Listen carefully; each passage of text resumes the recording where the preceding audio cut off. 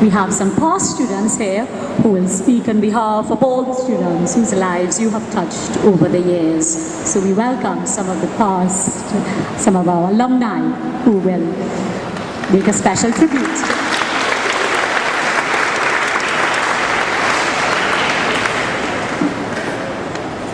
Mr. Mollick taught us economics for 4 years, and he was our form teacher for 2. I have a plethora of memories, but the first thing that always comes to mind when I think of Mr. Mollick is my first impression of a man. Mr. Mollick is a man of first impressions. When I was in Form 1, one of our teachers was absent for a period, so Mr. Mollick was sent to supervise the class. 2 minutes after the bell rang, he briskly walked into the room, newspaper under his arm, and stood at the front of the class with a slight smirk on his face. Not a word. A minute or so passed, and slowly everyone quieted down. What's going on? Are we in trouble? It was then that he announced that anyone who disturbs him from reading his newspapers would be put in the dustbin to stand for the rest of the period. It was the most effective way that I've ever seen anyone silence a class. One sentence, and no one spoke, and no one ended up in the dustbin.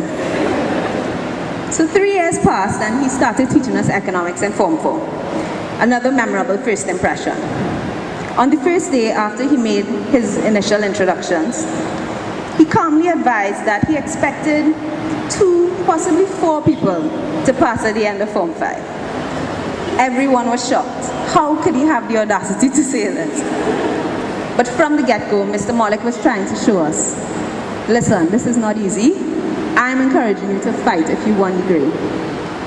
Not one person failed at the end of Form 5 in my class. So Mr. Mollick was not only a brilliant man, but very caring, although it seemed to be carefully disguised at times. You could always count on him to give you the advice you truly needed. He would always seem to tell you what he really thought in any situation. And this gave us a level of respect for him that ended up instilling in us a respect for our own selves, our own ideas, our own capabilities. Anyone who's had the opportunity to be taught by or counseled by Mr. Mollick should count themselves very lucky. He's brilliant, serious, kind-hearted, and hilariously sarcastic. And he has impacted my development more than I could even recognize at the time. So in retrospect, I owe him an immense amount of gratitude. And I hope that he only receives all the blessings he gave to all his students, tenfold and more.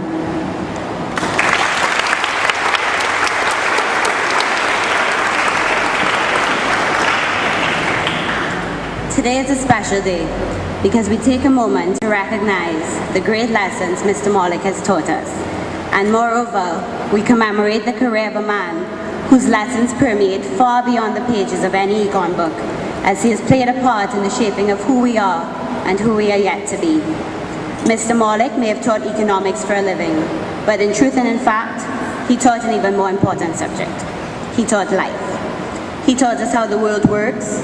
He brought us a sense of realism that I know many of us carry with us daily.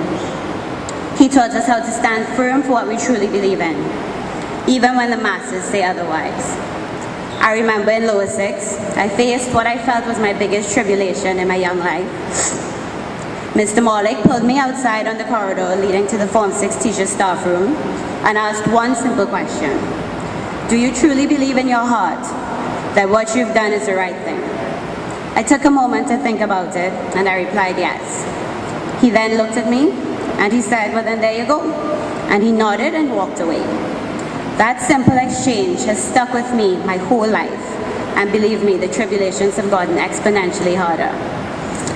But any time I doubt a decision, I think back to that moment on the corridor and find strength within myself to stand up for what I believe in. Throughout our years of adolescence, when we're at our most vulnerable state, when we're still struggling to reconcile ourselves to the adult world, there are few who stand by us and help us through our moments of uncertainty. For me, and I'm sure for most of his past students and his present, that person was Mr. Mollick. His passion for economics is real and it's contagious. much to the detriment of my parents' wallets, with all those extra textbooks I just had to have and the subscription to The Economist magazine that I could not pass CXC without. I remember my first year of university, I didn't attend a single intro to econ class because there was nothing they could teach me because I had Mr. Mollick for forms 4, 5, and 6. I passed. Tried it again in second year for intro to econ 2.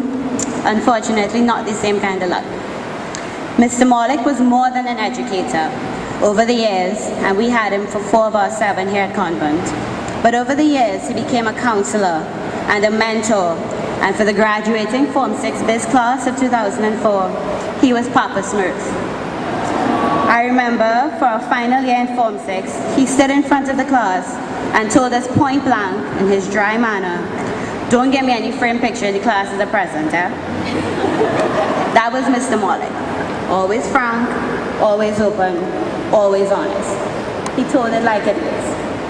That year, he still got a frame picture of us, just for laughs.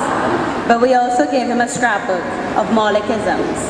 The things he used to say and do that will always stay ingrained in the minds and hearts of his pupils. Today we honor you, Mr. Mollick, for the integral role you've played as a faculty member here at St. Joseph's Convent. We honor you on behalf of all of the students whose lives you've indelibly touched. Thank you from every convent girl who's ever had the privilege of knowing you.